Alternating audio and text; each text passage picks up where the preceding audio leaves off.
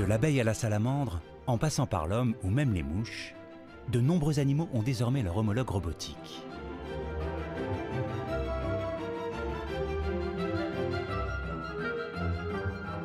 Les membres de ce gigantesque bestiaire mécanique portent aujourd'hui un nom. Ce sont les animates, un mot issu de la contraction d'animaux artificiels.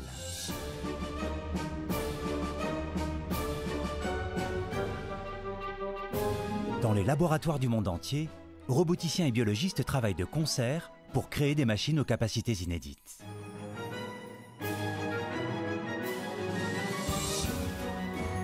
Certaines pourront un jour évoluer au cœur des zones sinistrées ou explorer les profondeurs des océans. D'autres analysent leur environnement avec une extrême précision ou collaborent entre elles pour accomplir des tâches complexes. La quête de la vie artificielle est lancée et fait peu à peu émerger de toutes nouvelles espèces faites de métal et de plastique.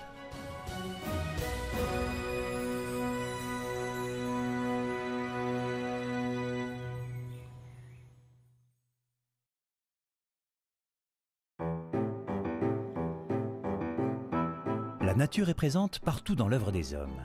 Photographie, littérature, contes et légendes, dessins, poésie, musique, peinture, invention. D'un point de vue scientifique, chaque époque a recherché dans le règne animal ou végétal des solutions à ces problèmes techniques. Et aujourd'hui, à l'ère de l'intelligence artificielle, de nombreux laboratoires partout dans le monde synthétisent des animates, c'est-à-dire des animaux artificiels dont les lois de fonctionnement sont aussi inspirées que possible de la biologie.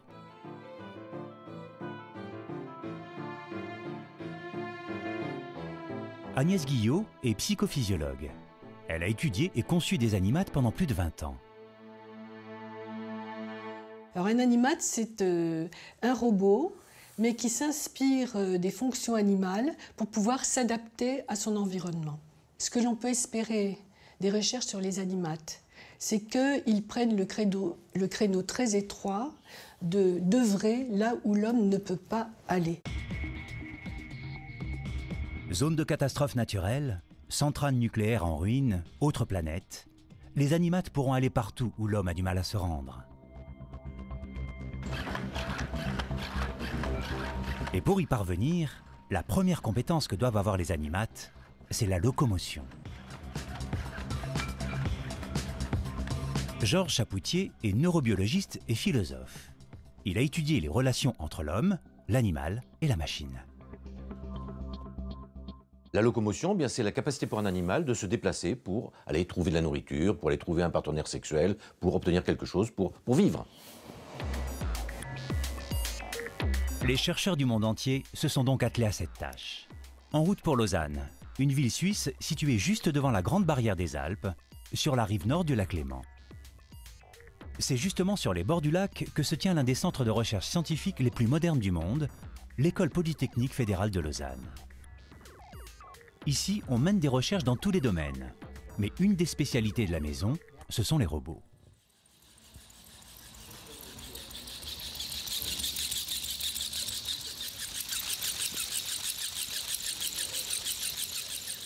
Ce petit chat est télécommandé. Il se déplace à 4 pattes et il peut marcher, courir, reculer et piétiner.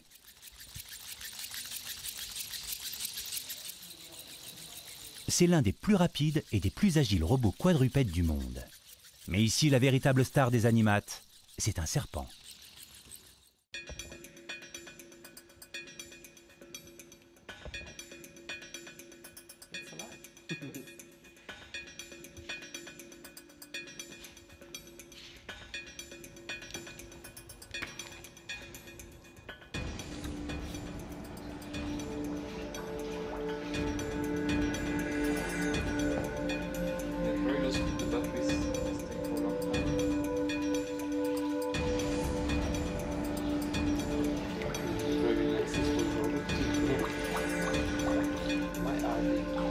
Capable de nager dans des eaux peu profondes, le robot est constitué de plusieurs petits modules indépendants les uns des autres. Un seul de ces modules contient pratiquement tout ce qu'il faut. On a ici le moteur qui contrôle les mouvements du module, là l'électronique qui fournit l'énergie nécessaire au module et l'électronique nécessaire à la communication. Avec plusieurs de ces modules, on peut faire beaucoup de choses comme par exemple nager. Cette nage du robot serpent est presque parfaite. Et c'est en soi un bel exploit, car il est très difficile de coordonner le mouvement de chacun des modules pour que le serpent se déplace de façon souple et fluide. Ancêtre de tous les animates conçus ici, il a, au fil des recherches, beaucoup évolué.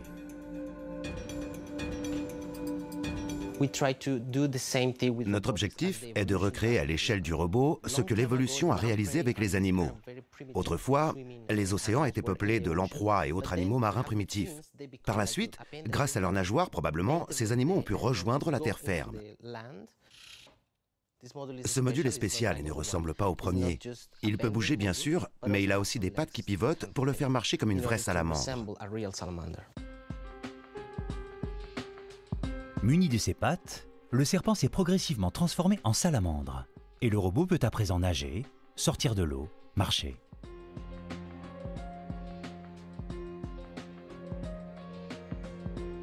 Mais les chercheurs ont encore voulu l'améliorer. Ils ont donc mis au point une version beaucoup plus complexe du robot salamandre.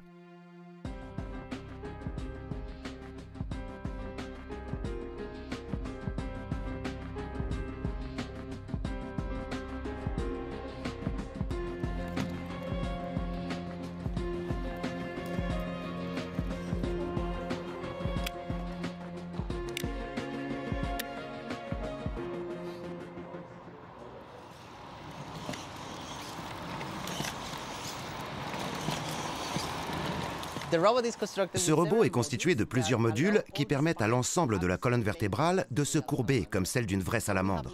Et chacune des pattes peut évoluer selon 4 degrés de liberté, ce qui nous permet d'obtenir des mouvements de flexion, d'extension, d'adduction et d'abduction. Tout cela crée une démarche très ressemblante à celle de la salamandre. Cette fois, la ressemblance avec la démarche de l'animal est troublante. Équipé d'une combinaison le rendant complètement étanche, le robot peut également nager.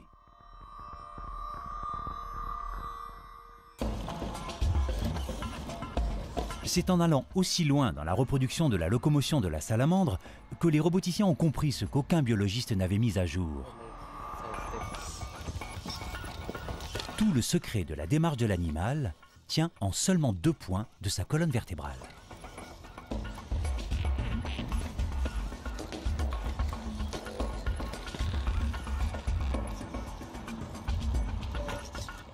Il y a 2 parties très importantes du robot.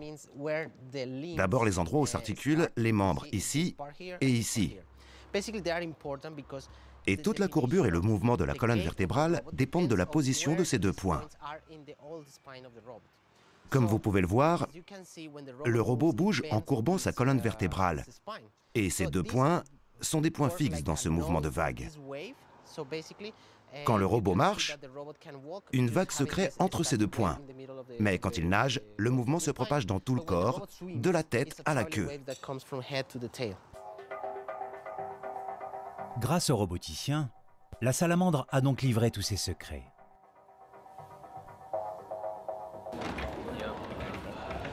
Mais le travail des chercheurs n'est pas fini.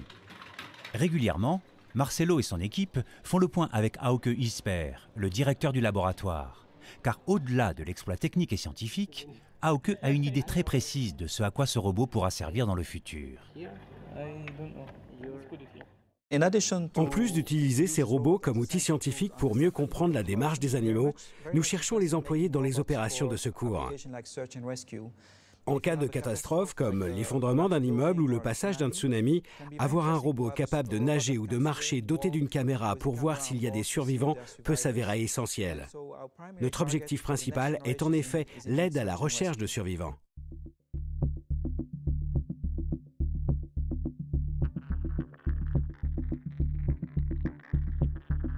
Donner telle ou telle locomotion à un robot permet effectivement à l'homme de se dégager de la possibilité de le téléguider dans un environnement où l'homme n'y connaît pas grand-chose. Mais pour se déplacer, les animates ont besoin de beaucoup d'énergie. Or, l'autonomie de leur batterie reste très limitée. Ils doivent donc être rechargés régulièrement, ce qui entrave considérablement leur potentiel d'action.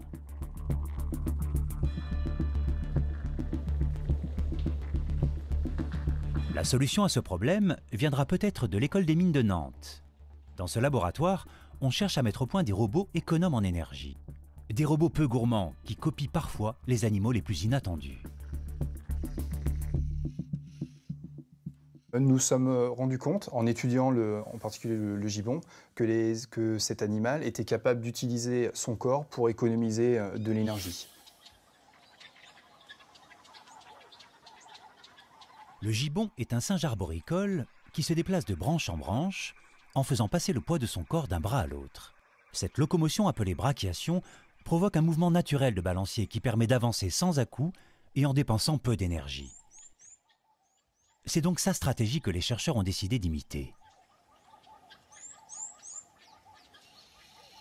Comme le gibbon, nous allons utiliser la gravité comme un moyen de récupérer de l'énergie pour pouvoir réaliser un mouvement ascensionnel.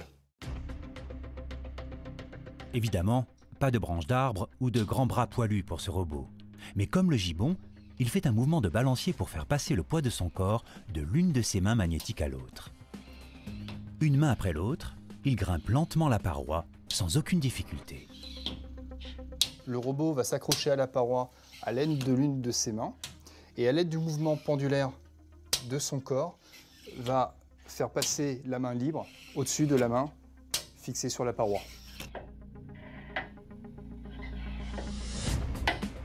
Toute la difficulté de la programmation du robot consiste à synchroniser le mouvement du balancier et le passage du courant dans les mains électromagnétiques pour les faire s'accrocher ou au contraire se détacher au bon moment.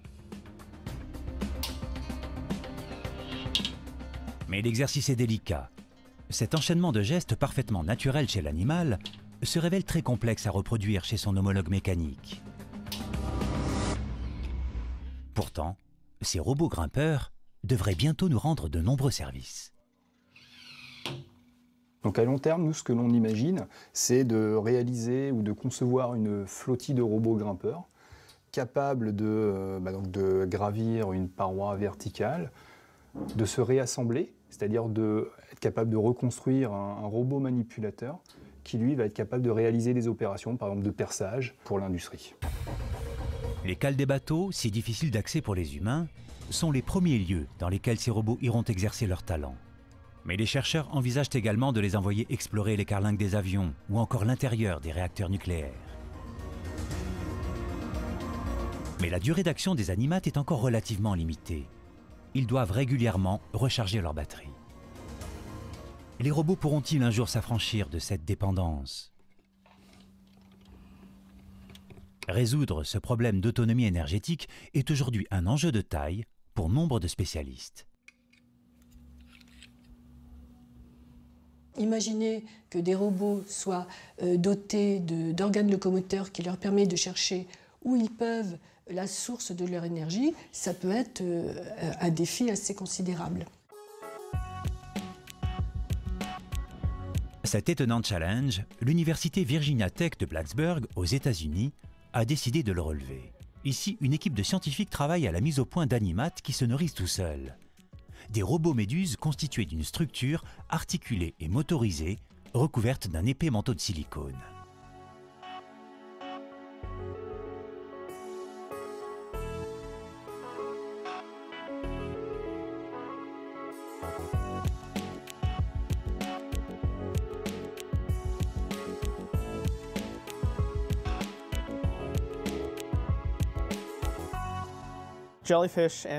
Les méduses et nos robots se déplacent de la même façon. Le manteau s'écarte pour prendre de l'eau et les muscles ou les actionneurs se contractent et expulsent l'eau pour faire avancer l'animal comme une fusée qui décolle. Ce mouvement de contraction se fait de façon cyclique, avec simplement de tout petits ajustements pour tourner ou faire des manœuvres.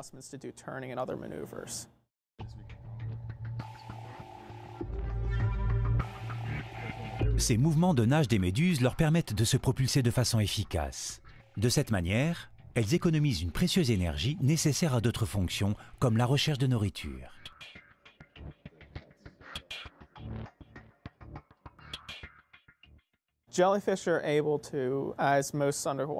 Les méduses, comme la plupart des animaux sous-marins, se nourrissent de bactéries et de tout petits organismes.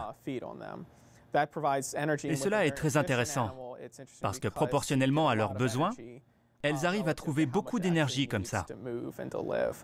Nous essayons donc de faire pour notre robot une structure très similaire pour qu'il puisse lui aussi attraper des bactéries et des petits organismes et qu'il soit capable de les transformer en énergie. Du coup, la batterie pourrait se recharger en se nourrissant toute seule durant toute la vie de l'animal.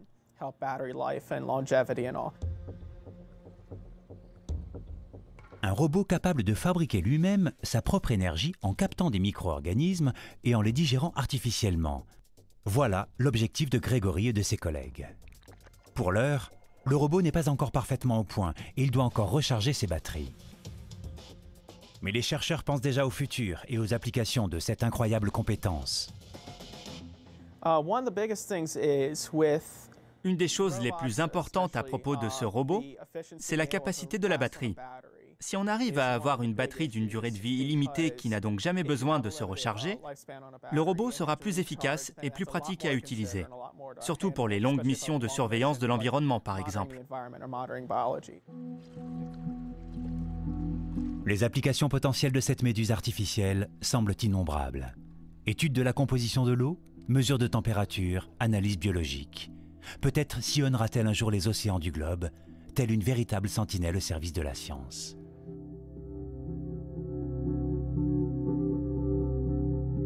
Cet étonnant robot fait aussi partie d'une famille très singulière d'animates, celle que l'on appelle les robots mous.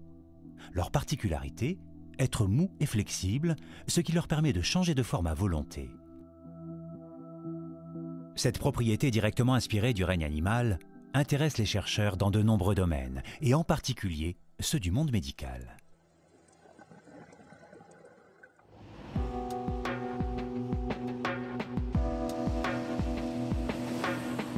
Nous sommes à Londres, et c'est ici, en plein cœur du quartier historique, à quelques centaines de mètres de Big Ben, qu'une équipe de King's College travaille à la mise au point d'un robot chirurgien.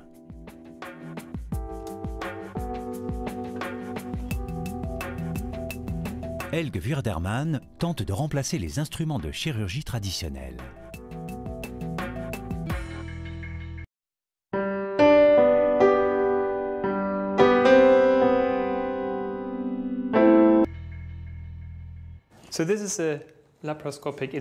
Ceci est un outil laparoscopique.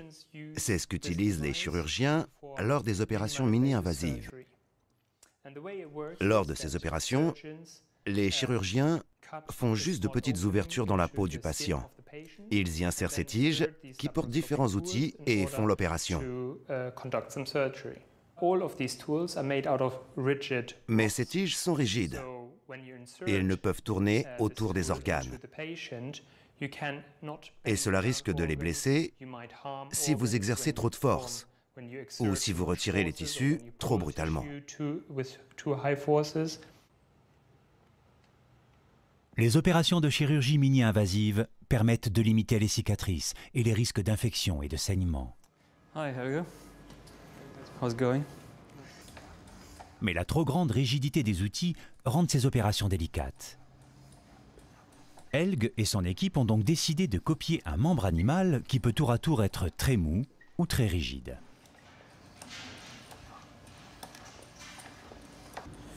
Pam, pam, pam. More, more, more, more.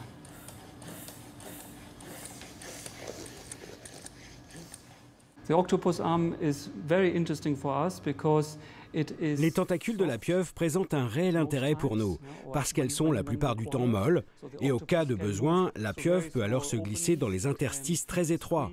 Elle peut à la fois comprimer ses muscles et les raidir.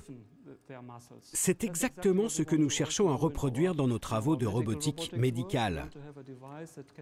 Nous voulons créer des appareils qui peuvent être mous et se faufiler autour des organes, mais qui peuvent aussi être rigides pour pouvoir utiliser l'outil placé à son extrémité. L'équipe tente donc de mettre au point un tentacule de pieuvre qui, grâce à sa flaccidité, pourra facilement se faufiler entre les organes. Puis, une fois en place, il deviendra rigide et pourra effectuer l'opération de chirurgie. Comme pour le robot serpent, il sera constitué de petits modules qui, mis bout à bout, constitueront un instrument entier. Je tiens dans ma main l'un de nos prototypes. Celui-ci en particulier possède plusieurs chambres à air intégrées. Les zones rouges que vous voyez ici indiquent 3 paires de chambres à air qui peuvent être actionnées en y envoyant de l'air. Nous pouvons donc mettre l'air contenu à l'intérieur sous pression. Ainsi, nous pouvons déplacer le bras du robot dans différentes directions. Nous avons en plus intégré des câbles capables de raidir ou de maintenir le système sous tension si nécessaire, en modifiant le niveau de rigidité, le faisant passer tour à tour de mou à rigide. Aujourd'hui, les modules sont encore trop larges. Pas question d'insérer dans le corps d'un malade un outil de 4 ou 5 cm de diamètre comme cela. Mais à terme, le dispositif sera miniaturisé et il ne dépassera pas 1 cm de diamètre, exactement comme les outils rigides actuels. Comme eux, ils porteront à leur extrémité une caméra, un bistouri, un outil de cautérisation ou une pince par exemple. L'équipe commence dès à présent les premiers tests pour voir comment le StifFlop se déplace dans un patient, en plastique bien sûr. Voici un bras de robot mécanique muni de notre StifFlop que nous avons introduit dans le corps. Nous cherchons à voir comment ce robot va se déplacer dans ce corps factice. Tout ceci est rendu visible par la caméra de la paroscopie.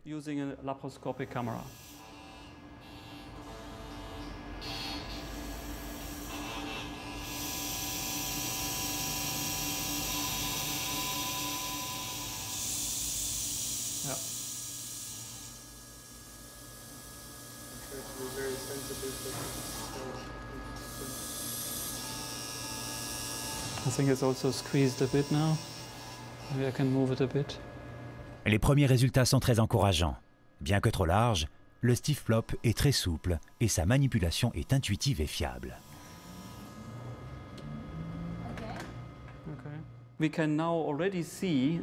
Nous constatons déjà que ce robot est capable de se déplacer à l'intérieur de cette réplique d'abdomen humain.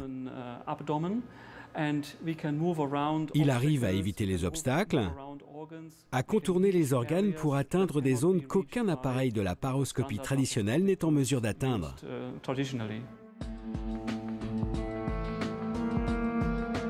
Le StifFlop sera véritablement opérationnel dans quelques années. Mais même avec le temps, ce ne sera jamais un robot autonome car il sera bien sûr toujours piloté par un médecin. Mais pour tous les autres, la quête de l'indépendance continue. Et pour pouvoir se déplacer dans un terrain inconnu en toute autonomie, les animates doivent aussi pouvoir percevoir et comprendre leur environnement. En un mot, ils doivent acquérir des sens. Le sens, c'est une façon pour l'animal de percevoir quelque chose de son environnement.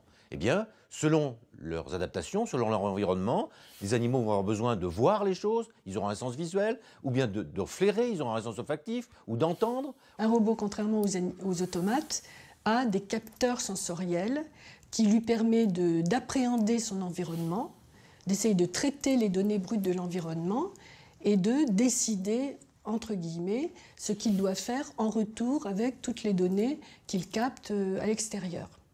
Donc, s'il n'a pas de vision correcte, s'il n'a pas d'audition correcte, s'il n'a pas de sens tactile correct, eh bien, il sera incapable d'œuvrer dans cet environnement. Retour en Suisse, à l'École Polytechnique Fédérale de Lausanne. Dans cet autre laboratoire, les scientifiques sont spécialisés en drones et robots volants.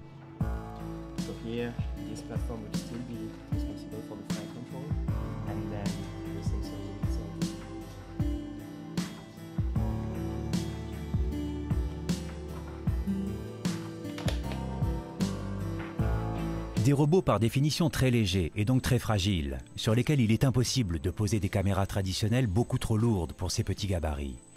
C'est pourquoi les chercheurs ont mis au point un nouveau type d'œil pour les drones. Un œil inspiré des insectes. Cette caméra a des caractéristiques très similaires ou même identiques aux yeux de la drosophile, la mouche des fruits. Son champ de vision, par exemple, est exactement le même que celle de la mouche domestique. Elle peut acquérir les images à la même vitesse et même 3 fois plus rapidement que la mouche.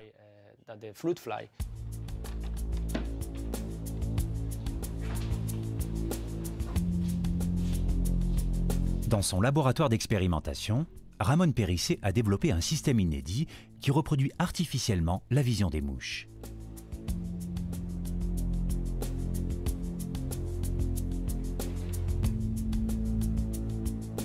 Les mouches peuvent voir de jour comme de nuit, mais uniquement en noir et blanc. La résolution des images est plutôt mauvaise, et pour cause, il faut que le tout petit cerveau de la mouche arrive à les traiter.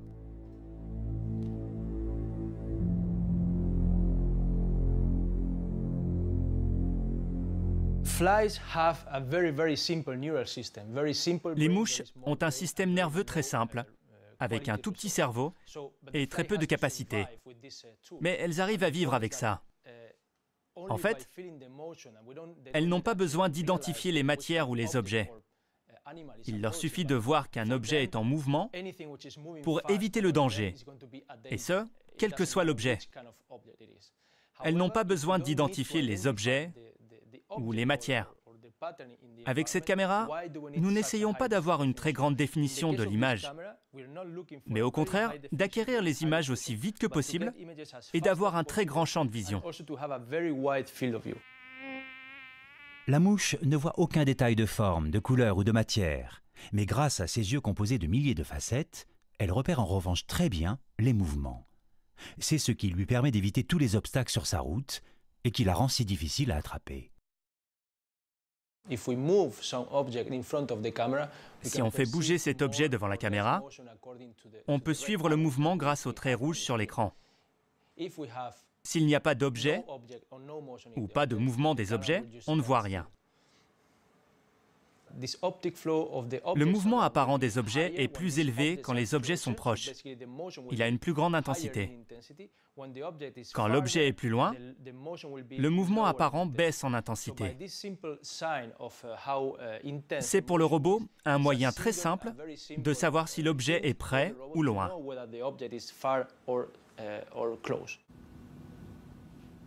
Les drones équipés de cet œil électronique devraient pouvoir voler en toute autonomie et en évitant tout seuls les obstacles. Cela leur permettra d'évoluer dans des environnements très encombrés et parfois même franchement dangereux. Avec le développement de ces caméras, les robots seront plus autonomes, surtout à l'intérieur des bâtiments. Ils pourront entrer dans les bâtiments, essayer de trouver des victimes en cas de catastrophe et être plus efficaces pour effectuer leur travail sans crainte de collision avec un autre drone ou avec n'importe quel objet du bâtiment effondré.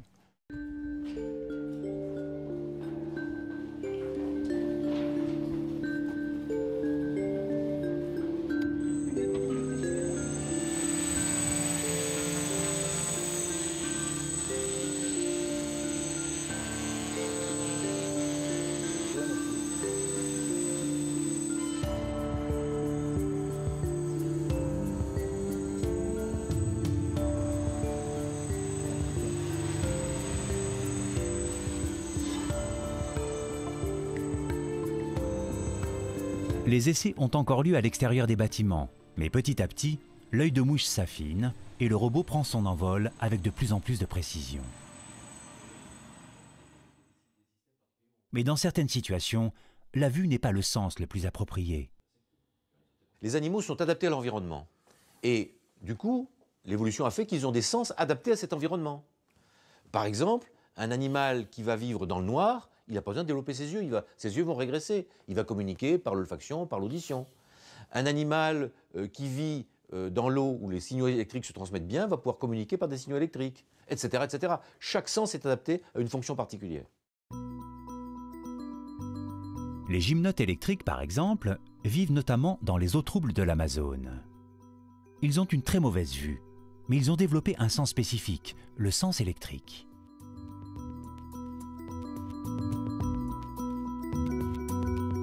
Grâce à un organe dit de décharge, les gymnotes sont capables de créer autour d'eux un champ électrique faible mais constant. La présence d'objets, d'obstacles, de proies ou de prédateurs déforme alors ce champ électrique et ces modifications sont perçues par le poisson sur toute la surface de sa peau. En clair, le poisson ne voit rien, mais sa peau perçoit à distance la présence des objets.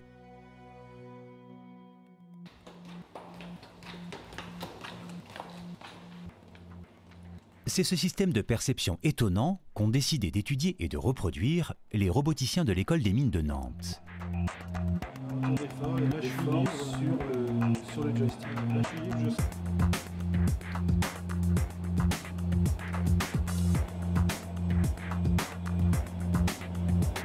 Dans cet aquarium, ils ont mis au point un gymnote artificiel.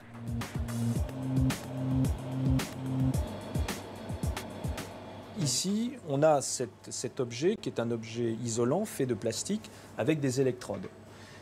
L'un de ces anneaux, celui qui est le plus éloigné des trois autres, va jouer le rôle de l'organe de décharge du poisson. Donc c'est lui que l'on va polariser, on mettre sous tension par rapport aux trois autres, qui vont être des récepteurs. Comme le véritable poisson, la sonde est donc capable d'émettre un champ et de l'analyser. Mais l'équipe de Frédéric Boyer ne s'est pas contentée de copier le sens électrique des gymnotes, elle l'a aussi amélioré. La sonde peut non seulement créer son propre champ électrique pour en percevoir les modifications, mais elle peut aussi repérer les champs électriques émis par d'autres. Elle peut ainsi localiser et suivre des objets beaucoup plus éloignés. La stratégie qui est mise en œuvre, c'est une stratégie de type suivi de ligne de champ. Ce que l'on voit, c'est que la sonde est attirée par un objet conducteur. Ce qui explique pourquoi, quand on bouge l'objet devant la sonde le suit un peu comme un toutou.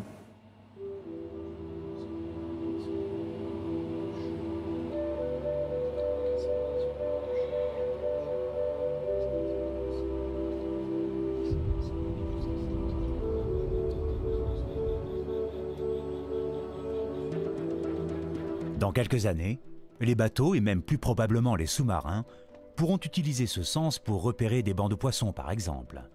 Et de nombreuses autres utilisations peuvent être envisagées.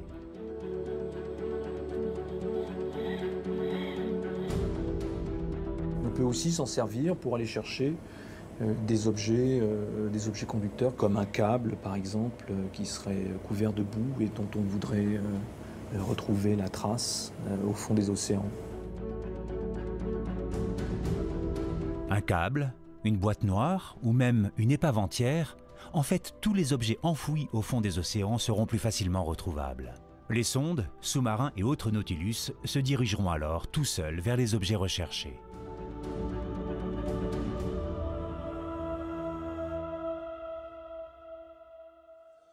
Les animates sont donc destinés à travailler avec l'homme. Mais pour être des auxiliaires complets et autonomes, avoir des sens et une locomotion ne suffit pas. Ils doivent aussi pouvoir communiquer. Dans une société ou dans une famille, qui est une société réduite, les animaux ont besoin de communiquer entre eux les éléments importants qui permettent de gérer leur mode de vie, de faire que dans la société, il ne se passe pas n'importe quoi. La communication chez les robots, c'est effectivement pour réaliser plutôt des tâches collectives. Et on voit bien que c'est ce qui se passe aussi dans la nature. Direction la fosse de plongée de Villeneuve-la-Garenne, en banlieue parisienne.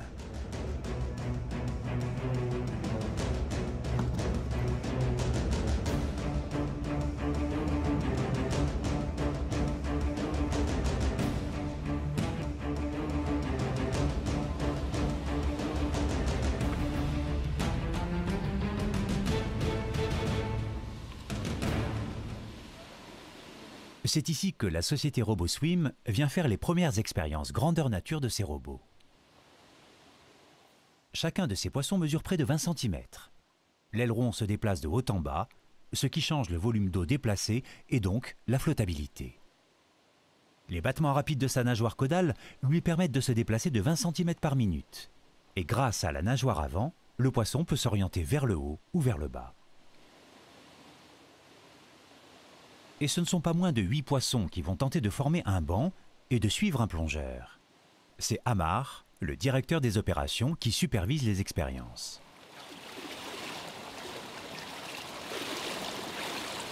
Le but du jeu, ça va être de voir comment tout le groupe se comporte quand il va suivre le plongeur. Donc le plongeur a ce qu'on appelle une balise mobile, et donc il va pouvoir attirer les poissons. Alors ce n'est pas une télécommande, hein, c'est vraiment comme un spot qui va servir à attirer les poissons, et les poissons vont chacun avoir leur comportement pour rejoindre le spot de la balise.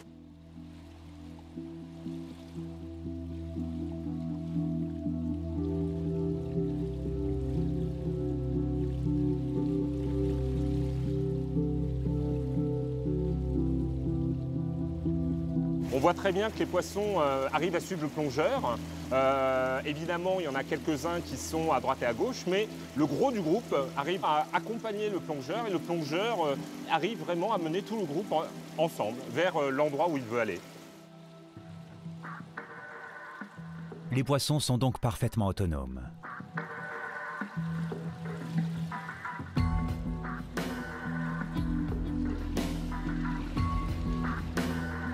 Mais l'équipe ne s'arrête pas là et tente une deuxième expérience.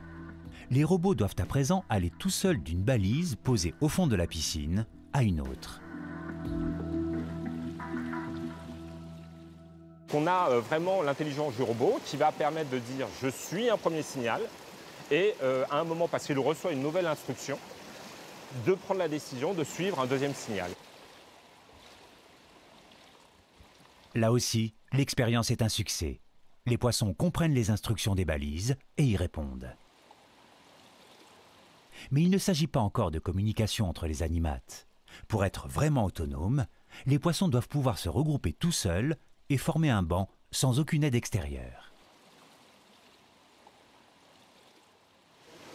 Dans un banc de poissons, chaque poisson communique avec son voisin. Alors nous, on n'en est pas encore tout à fait là. On est avec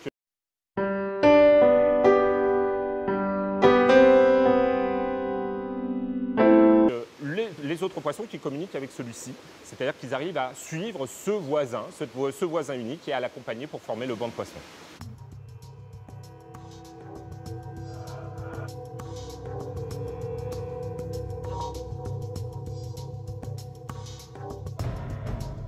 Les poissons communiquent bien avec leur leader, mais le banc de poissons n'est pas encore parfait. Pourtant, l'essentiel est là. Les poissons sont capables de s'organiser tout seuls. Et à terme, ils pourraient même faire preuve d'une certaine intelligence collective.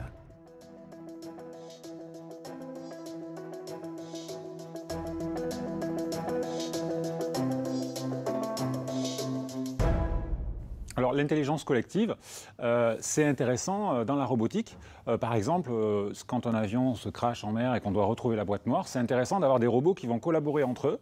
Et alors plutôt que mettre un gros robot sous-marin qui coûte 50 millions d'euros, ben on va mettre plutôt des milliers ou des centaines de robots qui coûtent 1000 euros. Voilà le principe. Le principe c'est ça, c'est arriver à trouver plus facilement, arriver à atteindre plus facilement un objectif en répartissant les tâches plutôt qu'en essayant de tout faire à un seul robot. L'intelligence collective, c'est donc aussi la capacité de mieux se conformer dans son milieu, de mieux s'adapter à son milieu, de mieux se défendre dans son milieu, et en d'autres termes, de vivre mieux et de se perpétuer mieux. Les fourmis, guêpes, abeilles et tous les autres insectes sociaux font preuve d'une grande intelligence collective. Et de nombreux scientifiques cherchent à reproduire cette capacité à travailler ensemble.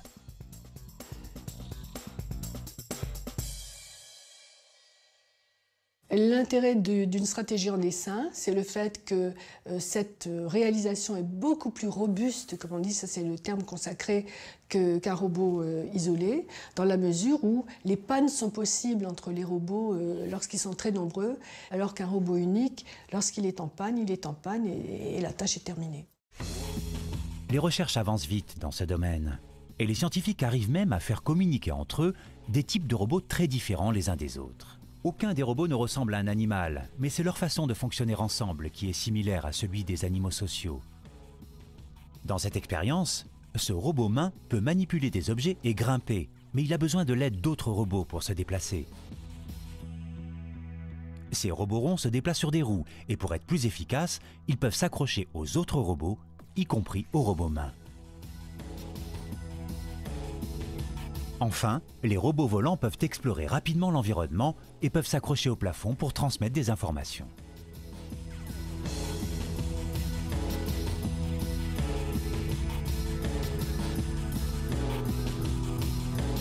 Tous ensemble, ils doivent trouver ce livre et le ramener à leur point de départ.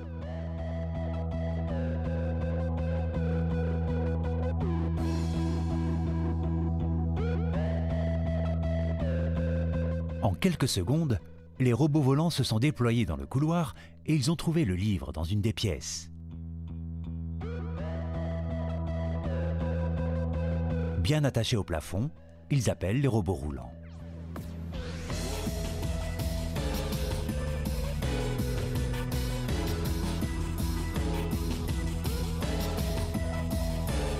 Le robot-main est porté par 2 robots à roues. Les autres leur indiquent le chemin.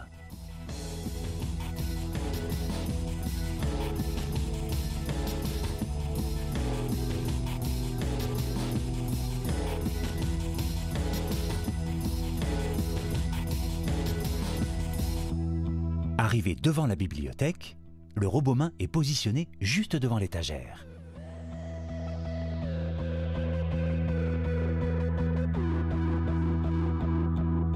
Il s'accroche au plafond pour monter jusqu'au livre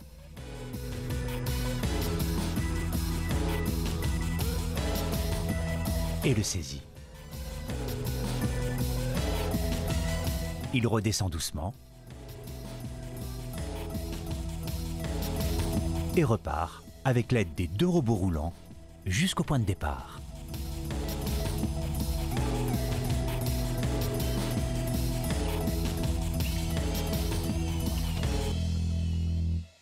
Le moteur le plus puissant de l'évolution, c'est quand même la coopération, contrairement à ce que Darwin a plutôt mis en avant, c'est-à-dire la compétition entre les espèces. Bien sûr qu'elle existe, mais elle est certainement, étude à l'appui, beaucoup moins efficace que la coopération entre les espèces. Grâce à la communication, la coopération entre les animates est très efficace. Mais pour travailler avec les humains, il faudrait qu'ils puissent communiquer directement avec eux.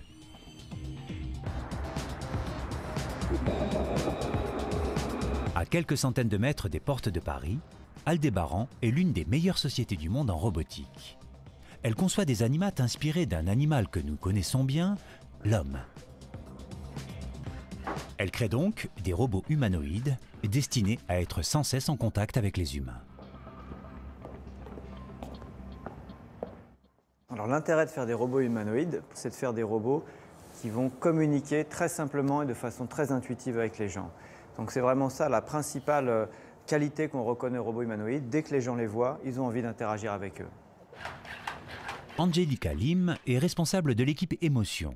Elle est chargée d'améliorer les liens entre les robots et les humains. Give me a high five. Words aren't Pour communiquer, les mots ne suffisent pas. Il faut aussi être capable de faire comprendre comment on se sent, surtout si on attend une réponse de l'autre. Et quand je parle à un robot ou à un humain, j'attends bien sûr une réponse. C'est ça qui crée l'empathie, qui fait que l'on continue à se parler l'un à l'autre et qui donne l'impression d'être écouté. Alors, ce que doivent comprendre les robots, en plus du sens des mots, c'est la façon dont vous le dites et l'expression sur votre visage. Par exemple, si le robot me demande si je vais bien et que je dis « ça va » ou « ça va », ce sont 2 choses complètement différentes.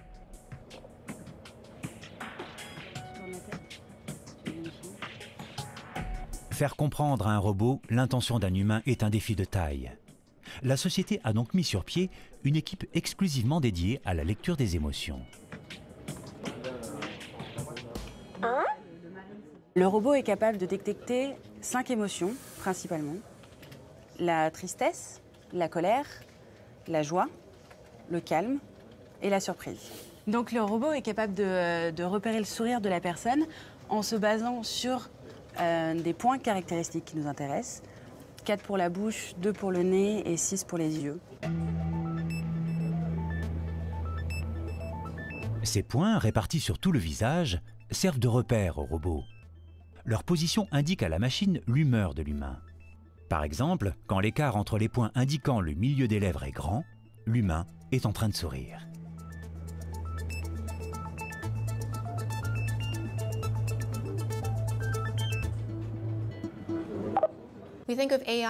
On pense toujours à l'intelligence artificielle comme à un gros cerveau avec beaucoup de puissance et qui serait capable de faire des grandes choses.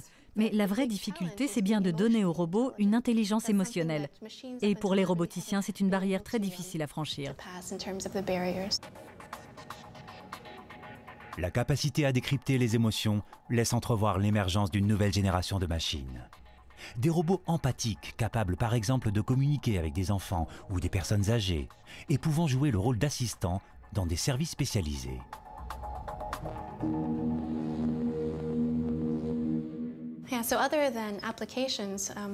En plus de permettre des applications concrètes, un des gros intérêts de la lecture des émotions, c'est que cela permet aussi au robot d'apprendre. Si par exemple, ce robot me montre une image qu'il croit drôle, et que moi, je réagis comme ça, mon expression dit « je n'aime pas ». Et le robot apprend que cette photo me paraît insultante ou me met mal à l'aise. Il peut donc apprendre mes goûts sans que j'ai besoin de lui dire « ça c'est bien, ça c'est pas bien ». C'est un moyen très naturel d'apprendre des choses à un robot.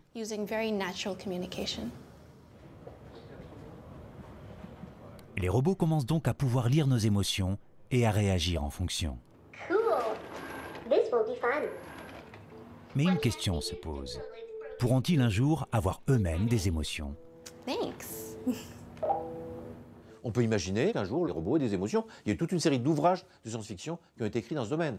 Le philosophe Bouvresse avait fait un article remarquable où il dit en substance que le jour où les robots se comporteront exactement comme nous, qu'on ne pourra pas différencier s'ils ont effectivement une émotion ou non, on sera obligé de les traiter comme si c'était des humains.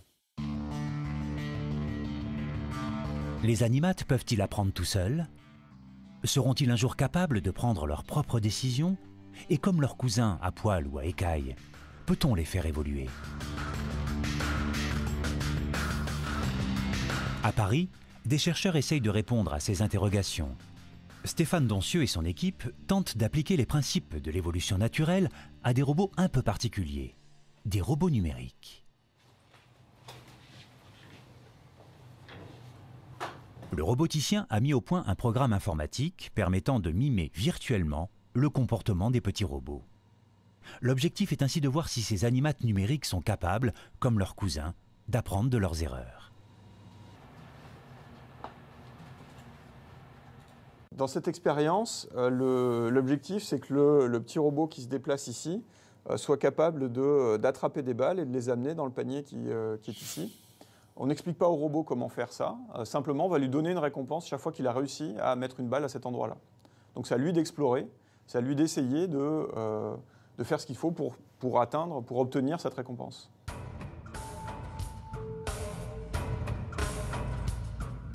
Ces robots artificiels ont des comportements totalement aléatoires.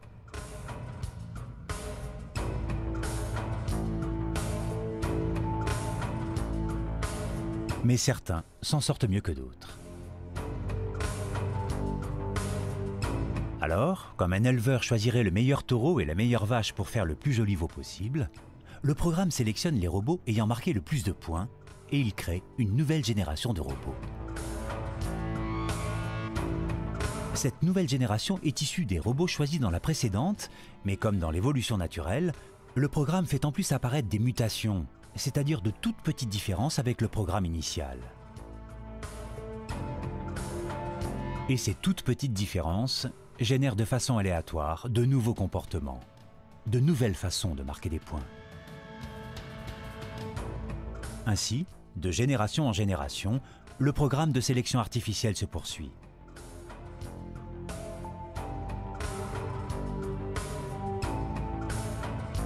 Après plusieurs milliers de générations, les robots ont évolué et gagné en efficacité.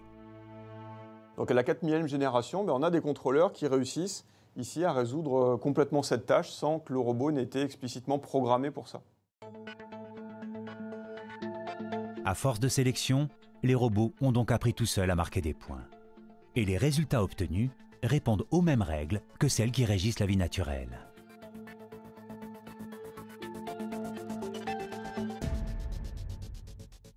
Dans ces expériences, ce ne sont pas toujours les meilleurs robots en fait, qui conduisent aux solutions les plus intéressantes. Donc ce qui est extrêmement important, c'est de garder une bonne diversité dans les comportements que l'on génère. Donc autrement dit, ne pas garder que les meilleurs, mais garder des individus très variés, donc ils vont avoir des comportements tous différents.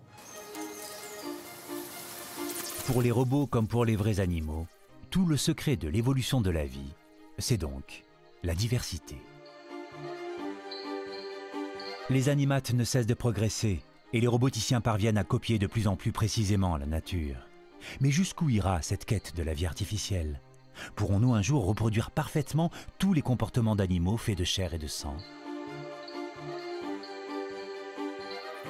Alors est-ce qu'un jour on pourra créer une vie artificielle?